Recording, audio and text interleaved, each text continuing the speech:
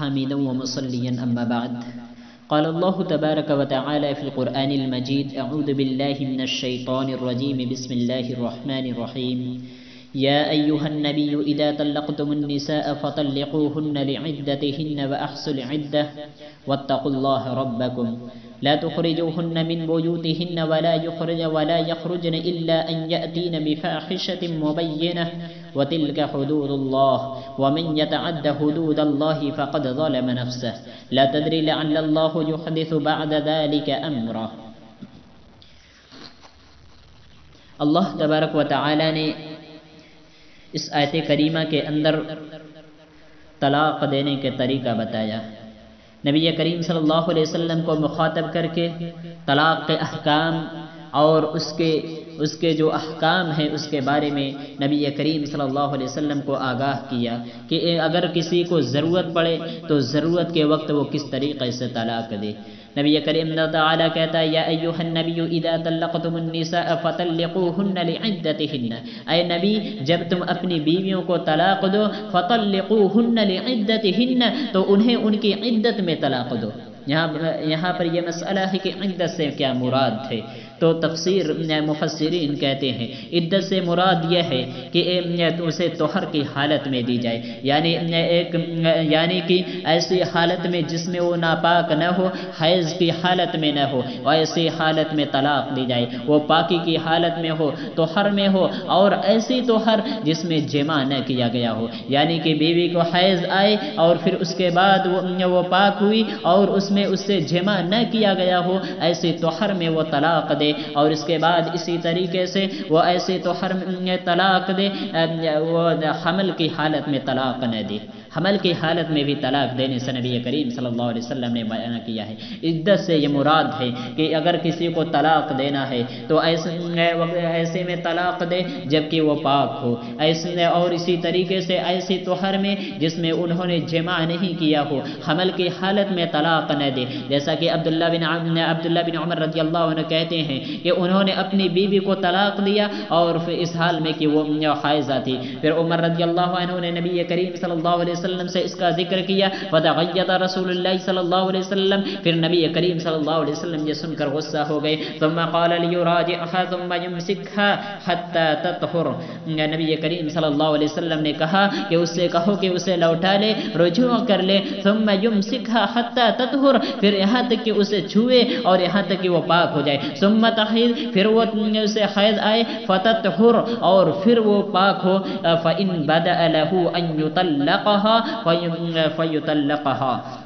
فیطلقها، اور پھر اس کو چاہیے کہ وہ طلاق دے، اور ایسے کہ جبکہ وہ پاک ہو، قبل ان یمسها، اور ایسی طہر جس میں انہوں نے ٹچ نہیں کیا ہو، اس کو چھویا نہیں ہو. فتلک العدۃ التی امر اللہ، یہ عدت ہے جس کا اللہ تبارک و تعالی نے حکم دیا ہے.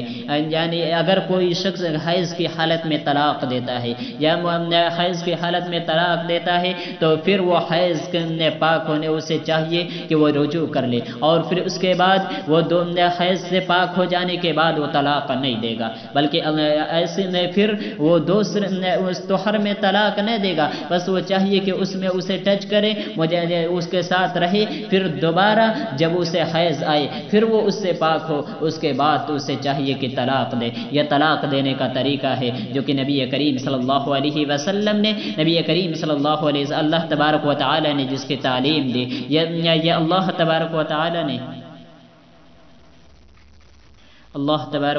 نے جس کے بارے میں بتایا. اسی طریقے سے اس کے بعد فرماتا ہے واتقوا اللہ ربکم، اللہ تبارک و تعالی سے ڈرو. یہ اللہ تبارک و تعالی کی شریعت ہے، اللہ تبارک و تعالی کا بنایا ہوا احکام ہے. اس چیز میں اللہ تبارک و تعالی سے ڈرو. لا تخرجوهن من بيوتهن ولا يخرجن الا ان ياتين بفاحشة مبينة، اور پھر طلاق دینے کے بعد تم انہیں ان کے گھروں سے نہ نکالو. اس کے بعد طلاق دینے کے بعد اس کے شوہر کا گھر ہی اس کا مسکن ہوگا، وہیں پر وہ رہے گی، عدت وہیں گزارنی ہے. اس کے بعد تم اسے ان کے گھروں سے نہ نکالو، اگر ولا یخرجن الا ان یاتین بفاحشۃ مبینہ، اور بیوی کو چاہیے اور عورت کو بھی یہ چاہیے کہ وہ ان کے گھروں سے نہ نکلے، الا ان یاتین بفاحشۃ مبینہ، الا یہ کہ کوئی وہ فحش کام کر بیٹھے، وہ زنا کا مرتکب ہو جائے، کوئی غلط امور کر بیٹھے، اس بنا پر اسے نکالا جا سکتا ہے۔ وتلک حدود اللہ، اور یہ اللہ تبارک و تعالی کے حدود ہیں، اس حدود کو تجاوز نہ کرو، اس حدود کا اس لمٹ کو کراس نہ کرو۔ ومن یتعد حدود اللہ فقد ظلم نفسه، اور جو اللہ کی حدود سے تجاوز کرتا ہے، جو اللہ تبارک و تعالی کی لمٹ سے کراس کرتا ہے،